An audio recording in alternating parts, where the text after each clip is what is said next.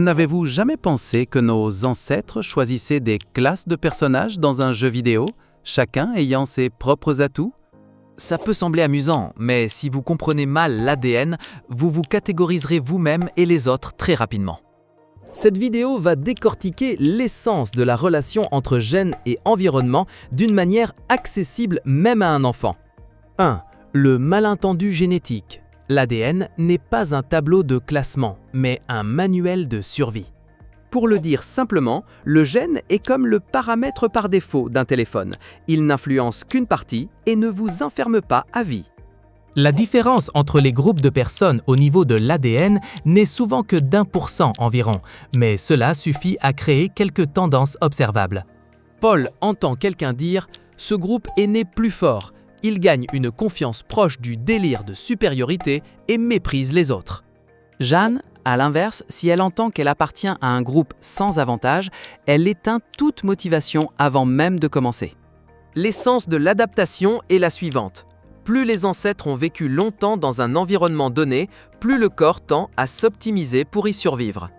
Cependant, l'adaptation est toujours une question de probabilité, ce qui signifie que vous pouvez rencontrer des gens atypiques qui sont parfaitement normaux. La leçon fondamentale est utiliser les gènes pour vous comprendre, non pour juger les autres. 2. Soleil et froid. Le corps optimise la couleur de peau et la rétention de chaleur pour survivre aux saisons extrêmes. En langage courant, la couleur de peau est une crème solaire naturelle, plus ou moins épaisse selon que le soleil est ardent ou faible. Dans les endroits peu ensoleillés sur une longue période, la tendance à une faible mélanine aide le corps à créer plus facilement de la vitamine D lorsque les rares rayons UV se font rares. Inversement, là où le soleil est intense toute l'année, une mélanine élevée protège les cellules du soleil puissant, comme si un mode coupe-feu était activé. Paul vient d'une région froide et sèche de longue date. Lorsqu'il inhale de l'air froid, son corps doit traiter l'air entrant pour le rendre plus chaud et humide. C'est pourquoi de nombreux groupes ont tendance à avoir des nez étroits ou des visages longs pour réchauffer l'air avant qu'il n'atteigne les poumons. Jeanne, elle, a vécu dans une région où les hivers sont longs et la nourriture rare. Son corps a tendance à être doué pour stocker l'énergie, comme une batterie longue durée. Ça peut sembler un peu brutal, mais stocker de la graisse était autrefois un billet de survie, pas un signe de paresse ou de gourmandise. Le problème est que dans l'environnement moderne où la nourriture est abondante toute l'année, ce mode économie devient parfois un désavantage. La leçon applicable est « ne détestez pas votre corps, comprenez qu'il exécute le logiciel de survie de vos ancêtres dans un monde nouveau. » 3. Ce que l'on mange, ce que l'on devient. L'histoire alimentaire crée des différences dans les enzymes digestives et la gestion de l'alcool.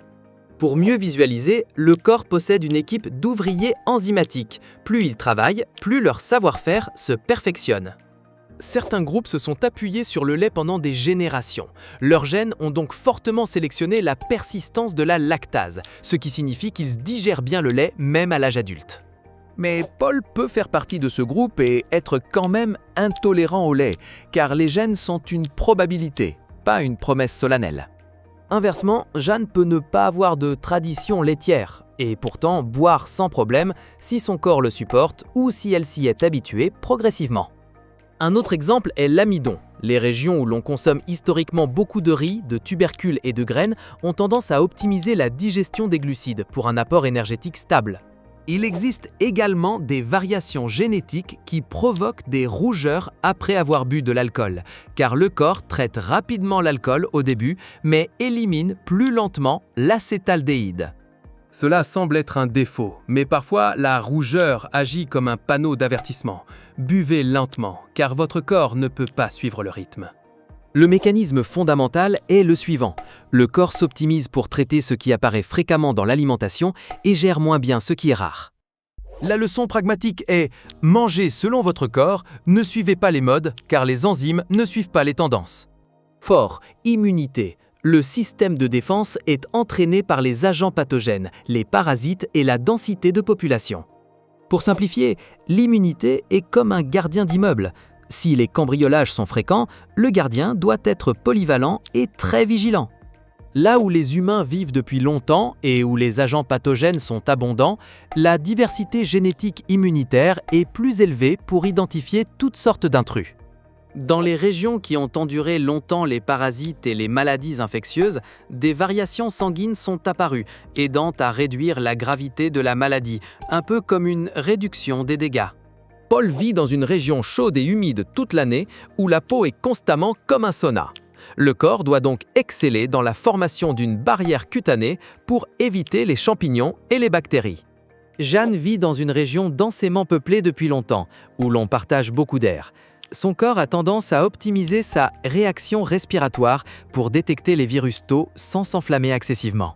Le point essentiel est que l'immunité n'est pas toujours meilleure quand elle est plus forte, car une force excessive peut entraîner une inflammation chronique. La nature choisit donc ce que l'on appelle l'équilibre, assez fort pour vivre, assez doux pour ne pas s'autodétruire. La leçon fondamentale est « ne vous vantez pas d'avoir de bons gènes ». Prenez soin de votre sommeil, de votre activité physique et de votre alimentation, car ce sont les boutons de réglage immunitaire les plus rapides. 5. Topographie spéciale. Les hautes montagnes, les mers froides et les îles isolées créent de véritables trucs et astuces de survie. Dans les zones de haute altitude, l'air raréfié essouffle les non-résidents, tandis que les habitants de longue date ont tendance à optimiser le transport d'oxygène. Paul, originaire de la plaine, travaille en haute altitude. Après seulement 200 mètres, il sent ses poumons se contracter. C'est le choc hypoxique. Jeanne est née en haute altitude. Son corps a tendance à utiliser l'hémoglobine et des mécanismes respiratoires plus efficaces, ce qui lui permet de mieux supporter l'effort. Dans les régions froides, le corps peut accroître l'utilisation de la graisse brune pour générer de la chaleur, agissant comme un petit radiateur interne. Dans les îles et les régions côtières, les gens vivent avec le soleil, le sel et les fruits de mer. Ils ont tendance à optimiser l'équilibre hydrosalin et le métabolisme des lipides. Paul regarde une personne naturellement costaud, Jeanne, et conclut qu'elle a des gènes divins. Mais il oublie que Jeanne a aussi une base de travail et une alimentation adaptée à son environnement. Le mécanisme fondamental est, lorsque l'environnement exerce une forte pression dans une direction, les corps qui y répondent le mieux survivent et transmettent davantage. La leçon applicable est, si vous changez d'environnement, donnez à votre corps le temps de mettre à jour sa configuration au lieu de vous reprocher d'être faible.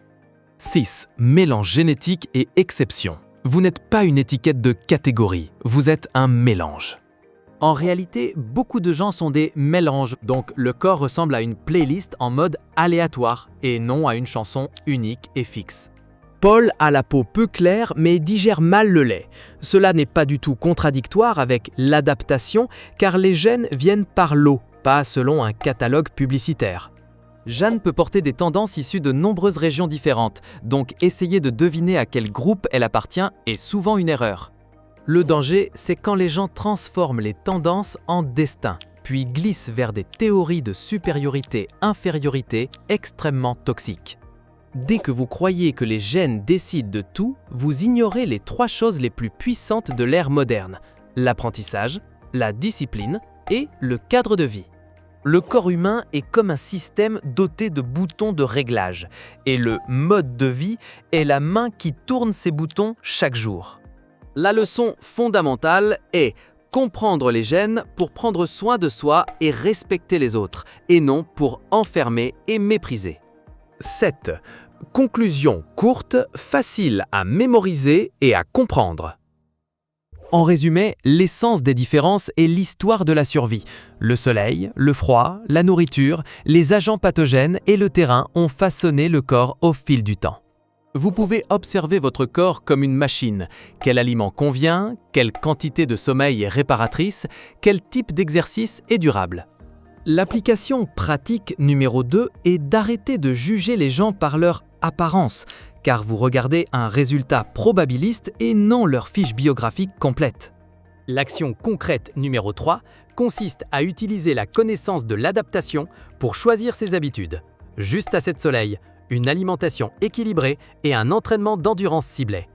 Si vous souhaitez améliorer votre compréhension et pratiquer une réflexion approfondie, accessible mais solide, abonnez-vous à la chaîne et activez la cloche. À très vite pour la prochaine vidéo.